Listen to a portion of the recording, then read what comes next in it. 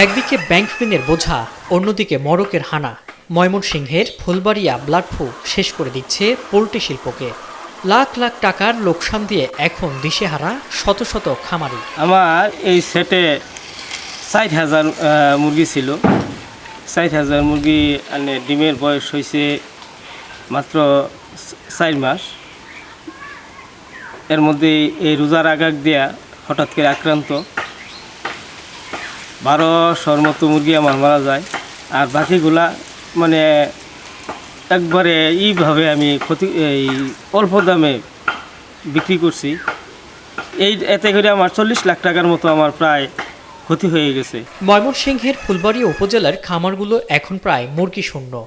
ভাইরাসের তাণ্ডবে একে নিভে যাচ্ছে খামারিদের আশার আলো। ১৩ বছর ধরে তিল তিল করে গড়া খামারের ৪,০০০ মুরগির মধ্যে ১২০০ মুরগি মারা গেছে মড়কে। ৪০ লাখ টাকা খরচ করে পকেটে এসেছে মাত্র ৮ লাখ। এখন ঋণের টাকা শোধ করবেন নাকি পরিবার চালাবেন, সেই চিন্তায় তার রাতের ঘুম হারাম। এই যে আমরা ক্ষতিগ্রস্ত হয়েছি, এখন বিভিন্ন কোম্পানির টেনে আমরা ফিডব্যাকে এনে দিছি। অলরেডি আমার নামে আত্তাফ কোম্পানি আমার নামে অলরেডি একটা চেক জমা করছে ৭০ লক্ষ টাকার। তো আরও কোম্পানির ফিডব্যাকই আছে। এটা নিয়ে আমি দারুণ একটা হতাশার মধ্যে আছি। শুধু আবুল বকর নন, কাহালগাঁও গ্রামের জহিরুল ইসলাম মজনুর অবস্থাও এর থেকেও ভয়াবহ। তার ৬৮,০০০ মুরগির মধ্যে এখন টিকে আছে মাত্র ৩৭,০০০। লোকসানের অঙ্কটা ২,৩৭,০০,০০০ টাকা ছাড়িয়েছে। খামারিদের অভিযোগ, খাবারের চড়া মূল্য আর ডিমের বাজারে সিন্ডিকেটের কারণে তারা এমনিতেই কোণঠাসা। তার উপর এই ভাইরাস যেন মরার উপর খানার ঘা হয়ে দাঁড়িয়েছে। বসুন্ধরা টিস্যু, অশুদ্ধতার বিরুদ্ধে এক বিন্দুও ছাড় নয়। কোম্পানি ডাক্তার আমাদেরকে যে সমস্ত মেডিসিন ব্যবহার করতে বলে যে সাজেশন দেয়, আমরা সেই সাজেশন মোতাবেক আমরা মুরগি ফেলে থাকি। আমাদের ২০,০০০ মুরগি মারা গেল, যদি আসলে সরকারি ডাক্তাররা ওনারা তৎপর থাকতো, ওনাদেরকে পাইতাম, তাহলে হয়তো আমরা সঠিক চিকিৎসা নিতে পারতাম। এখন আসলে আমরা সঠিক চিকিৎসা নিতে পারলাম নাকি এটা আমরা নিজেরা বুঝতে পারছি না। কী মেডিসিন ব্যবহার করলাম, কোম্পানি ডাক্তার সে কেমন ডাক্তার আমরা তাও জানি না। কিন্তু আমরা সরকারি ডাক্তারের যদি সহযোগিতা পেলে হয়তো আমরা এই ক্ষতির হাত থেকে মুক্তি পেতে পারতাম। অভিযোগের আঙ্গুল উঠছে উপজেলা প্রাণী সম্পদ অফিসের দিকেও।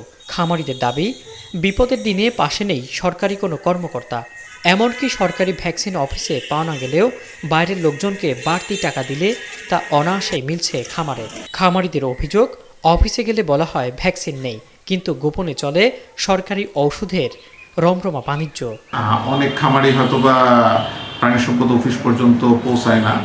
আমরাও আমাদের যে ব্যাপক জনবলের একটা সংকটে আমরা আছি, যার কারণে হয়তোবা প্রায় ৭ থেকে ৮০০ খামারি পর্যন্ত আমাদের আসলে পৌঁছানো খুব কঠিন একটা বিষয়।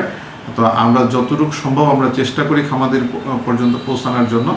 তো আমাদের জনবল সংকট সমাধান হলে হয়তোবা আরও বেশি খামারিকে আমরা সেবা দিতে পারবো। এদিকে প্রাণী সম্পদ কর্মকর্তা ডাক্তার জুবাইর হোসেন ব্লাড ফ্লুর বিষয়টি মানতে নারাজ।